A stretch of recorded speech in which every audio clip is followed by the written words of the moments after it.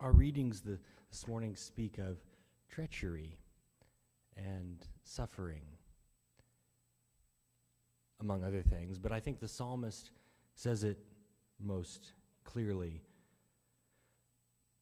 I cry to the Lord with my voice. To the Lord I make my loud supplication. I pour out my complaint before him and tell him all my trouble.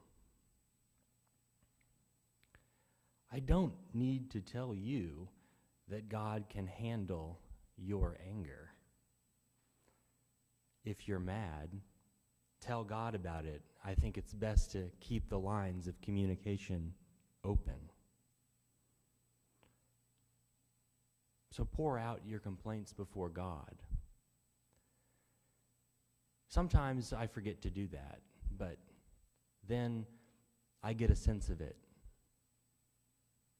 often without even thinking about it.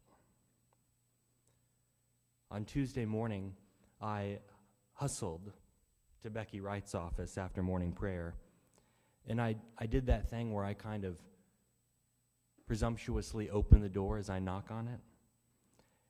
And I walked in and I stopped dead in front of her chair, and she looked up at me from her laptop, and in that way she does that I probably don't need to explain, she said, "Hello."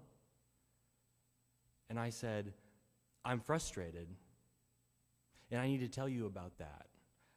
I woke up this morning and I read the news, and now I've got all these horrible things whirling around in my head, and I'm fed up with this country and the people who live in it and the stuff they do and the stuff they say. And I guess I just need a safe place to say that." And then she immediately nodded in solidarity.